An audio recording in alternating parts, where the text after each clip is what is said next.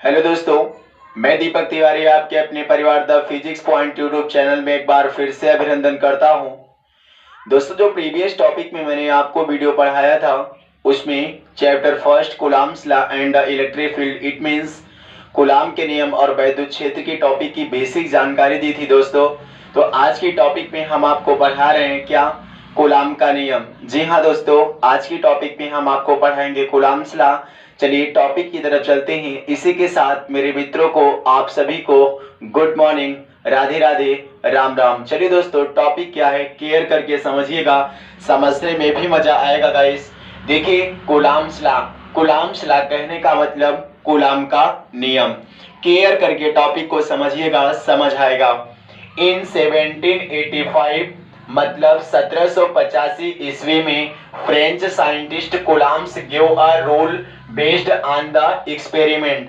मतलब जो फ्रांस के साइंटिस्ट थे कूलाम, उन्होंने प्रयोगों के आधार पर एक नियम दिया with respect to the force. बल के साथ उन्होंने प्रयोगों के आधार पर एक नियम दिया एक्सर्टेड बिटवीन टू चार्ज। दो चार्ज के बीच लगने वाले बल के आधार पर उन्होंने एक नियम दिया दोस्तों, which is called Coulomb's law, जिस नियम को हम लोग क्या कहते हैं, कूलाम का नियम। इतनी टॉपिक समझ में आई हो तो आगे बढ़िए। आप देखिए दो पॉइंट ऑफ चार्ज मैंने लिया है, एक चार्ज आपका Q1 है, एक चार्ज आपका क्या है, Q2 है।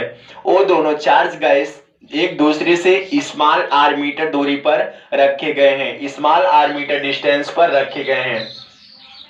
केयर करके समझिएगा। According to Ohm's Coulomb's law, Coulomb के नियम के अनुसार द फोर्स ऑफ अट्रैक्शन और रिपल्सन, मतलब कहने का मतलब the force of attraction of repulsion between two stationary point charge is the directly proportional to the product of the quantities of both charge and inversely proportional to the square of the distance between them।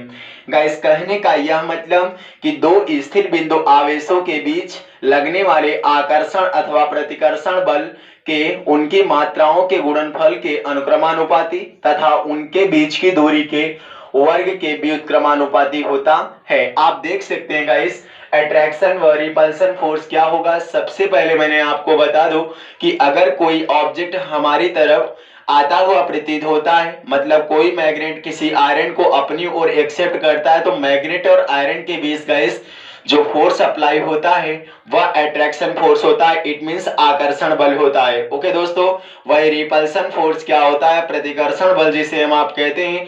अगर मान लीजिए कोई भी object अगर है एक दूसरे से, आप कह सकते हैं वह दूर जाए, दूर जाए कहने का मतलब उसके पास ना आकर वह दूर चला जाए, तो ऐसे में जो फोर्स उस पर अप्लाई होगा गाइस, उस फोर्स को हम लोग कहते हैं रिपल्सन फोर्स। इतनी टॉपिक समझ में आई तो टॉपिक को लेकर आगे बढ़ो।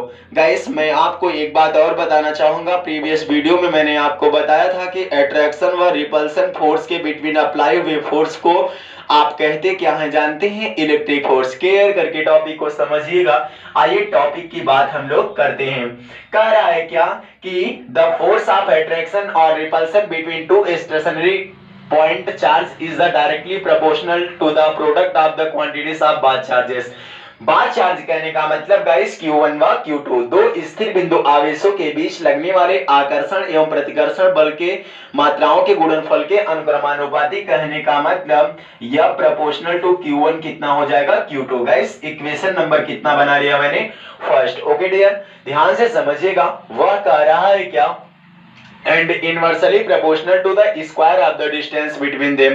square of the distance between them मतलब क्या होता है, व्युत्क्रमानुपाती, वन प्रोपोर्शनल या proportional to 1/r square. Guys clear करिएगा क्या होता है प्रोपोर्शनल, क्या होता है इनवर्सली प्रोपोर्शनल। टॉपिक पे मैं बात करता हूं। प्रोपोर्शनल मतलब क्या होता है, अनुक्रमानुपाती। जैसे अगर मेरे पास 10 रुपए है तो आपके पास भी 10 रुपए होने चाहिए। It means in science department क्या कह सकते हैं, अगर वैल्यू ऑफ f इंक्रीज होगी तो वैल्यू ऑफ Q1 Q2 की भी क्या होगी, इंक्रीज। वहीं अगर वैल्यू ऑफ f डिक्रीज होगी तो Q1 Q2 भी क्या होगी, डिक्रीज होगी। मतलब f अगर कम तो Q1 Q2 भी कम, f ज्यादा तो Q1 Q2 भी क्या होगा, ज्यादा होगा। अगर वैल्यू ऑफ f मतलब इनवर्सली प्रोपोर्शनल जिसे कहते हैं व्युत्क्रमानुपाती, केयर करिएगा। अगर value of f guys increase होगी तो वैल्यू ऑफ आर क्या होगी, डिक्रीज। मतलब एफ की वैल्यू जब बढ़ेगी तो आर की वैल्यू कम होगी, और जब वही एफ की वैल्यू कम होगी तो आर की वैल्यू क्या होगी, बढ़ेगी। दोस्तों from equation first and second, from equation first and second, कहने का मतलब समीकरण 1 व 2 से क्या हो जाएगा guys, F proportional to Q1 Q2 upon कितना हो जाएगा, R स्क्वायर। मैंने आपको बताया था कि कभी भी अगर आप कोई प्रोपोर्शनल हटाते हैं तो कांस्टेंट टर्म लिया जाता है। कांस्टेंट टर्म ले लीजिए गाइस। कांस्टेंट टर्म आपके पास क्या होगा, F equal to K Q1 Q2 बटे कितना हो जाएगा, R स्क्वायर। यहां लिख लेंगे जहां जहां कैपिटल के अनुक्रमा ऐसे लिख लीजिएगा, here capital K is proportionality constant, मतलब जहां के क्या है गाइस, अनुक्रमानुपाती नियतांक है।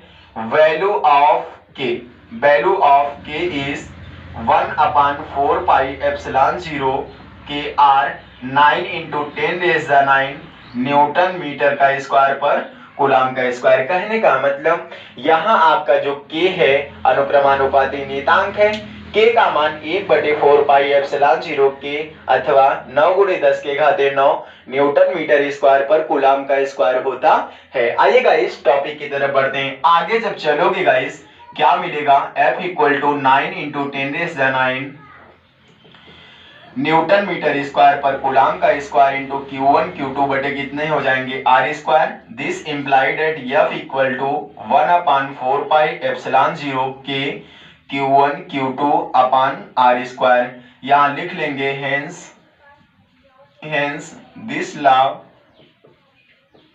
is known as Coulomb's law. This law is known as Coulomb's law। दोस्तों अगर ये टॉपिक आपको समझ आई है तो आप इसको कॉपी और पेन लेकर नोट कर लीजिएगा। आइए अब आगे बढ़ते हैं। दोस्तों अभी तक मैंने आपको केवल कूलम्स लॉ की टॉपिक चर्चा किया गया है, कूलम्स लॉ की टॉपिक चर्चा किए हैं। मैं आपको प्रीवियस वीडियो में कूलम्स लॉ की टॉपिक पर मतलब वेक्टर के फॉर्म में डिस्कस करूंगा। तो दोस्तों देखिए यहाँ कौन कौन क्या है, यह आपका यहाँ लिख लीजिएगा, here capital F equal to electric force guys, epsilon 0 क्या है, vacuum in permittivity,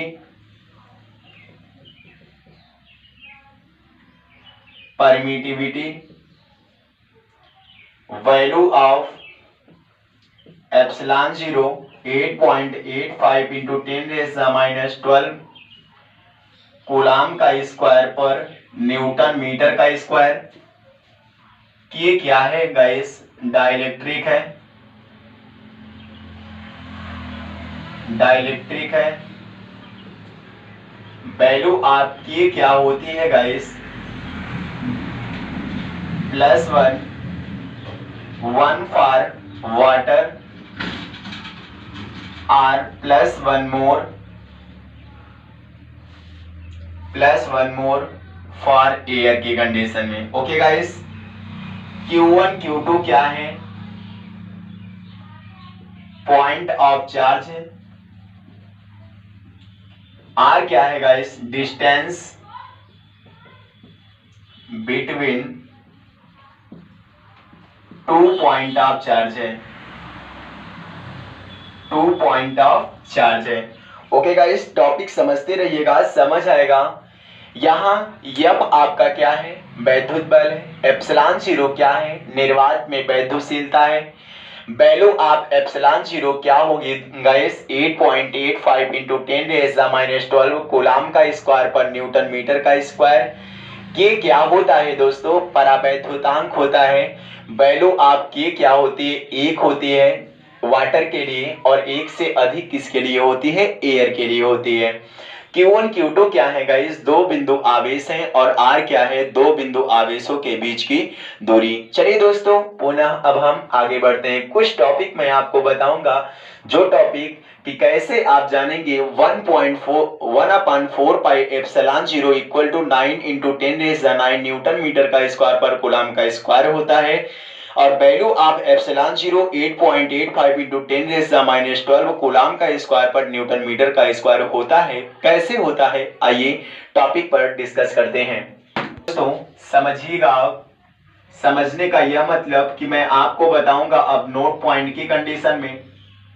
note point की कंडीशन में सबसे पहले मैं आपको समझाऊंगा गाइस, पहला टॉपिक आप कह सकते हैं 1/4 पाई एप्सिलॉन 0 के equal to 9 into 10⁹ newton metre square पर कूलम का स्क्वायर। ओके दोस्तों ध्यान से समझिएगा, यहां से हमें एप्सिलॉन 0 की वैल्यू फाइंड करनी है पहले टॉपिक में। तो आप करोगे क्या, 1 इक्वल टू क्रॉस मल्टीप्लाई करोगे 10⁹ हो जाएगा न्यूटन मीटर स्क्वायर पर कूलम का स्क्वायर गाइस, इंटू 4 पाई एप्सिलॉन 0 के। आपको ध्यान रहे एप्सिलॉन 0 की वैल्यू फाइंड करनी है 1/9 इंटू 10⁹ न्यूटन मीटर स्क्वायर पर कूलम का स्क्वायर गाइस, इंटू कितना है आपका 4 पाई और कितना है गाइस के। ध्यान से समझ लीजिएगा, एप्सिलॉन 0 1/9 इंटू 10⁹ गाइस कूलम का स्क्वायर ऊपर चला जाएगा, नीचे बचेगा न्यूटन मीटर का स्क्वायर। यहां से आप क्या करोगे 4 पाई, पाई की वैल्यू जो होती है 3.14 या 22/7, यहाँ 3.14 रख देते हैं गाइस, और के की वैल्यू 1 रख लेते हैं। जब इतना गाइस आप लोग सॉल्व कर लेंगे तो आपका आ जाएगा 8.85 इंटू 10⁻12 कूलम का स्क्वायर पर न्यूटन मीटर का स्क्वायर। दोस्तों जरूर सॉल्व कर लीजिएगा आप लोग। आइए दूसरी टॉपिक पर डिस्कस कर लेते हैं। दूसरी टॉपिक पर गाइस मैं डिस्कस करूंगा क्या, 4 पाई एप्सिलॉन 0 के equal to 9 into 10⁹ newton metre का स्क्वायर पर कूलम का स्क्वायर। गाइस केयर करिएगा, बताऊंगा 1/4 pi epsilon 0 equal to 4 pi की वैल्यू 3.14, एप्सिलॉन 0 की वैल्यू अभी आप फाइंड करेंगे 10⁻12 के की वैल्यू 1। गाइस जब सॉल्व कर लेंगे इसको आपका आ जाएगा 9 इंटू 10⁹ न्यूटन मीटर स्क्वायर पर कूलम का स्क्वायर। दोस्तों आज के वीडियो में सिर्फ इतना ही। अब जब मैं प्रीवियस वीडियो में मिलूंगा आपको मैं सिखाऊंगा वेक्टर फॉर्म में कूलम्स लॉ। तो आज के लिए इतना ही। मैं एक चीज आपको बताना चाहूंगा कि अगर टॉपिक समझ में आई हो तो the physics point YouTube channel पर फिर भी कमेंट करिएगा। दोस्तों नहीं भी समझ में आया हो तो फिर भी कमेंट करिएगा, ताकि मैं प्रीवियस वीडियो में आपको उस टॉपिक का डिस्कस करूंगा। दोस्तों अभी तक अगर आप मेरे चैनल को सब्सक्राइब नहीं कर पाए हैं, चैनल को सब्सक्राइब करें ताकि हमारा वीडियो सबसे पहले आप तक पहुंचे। Thank you.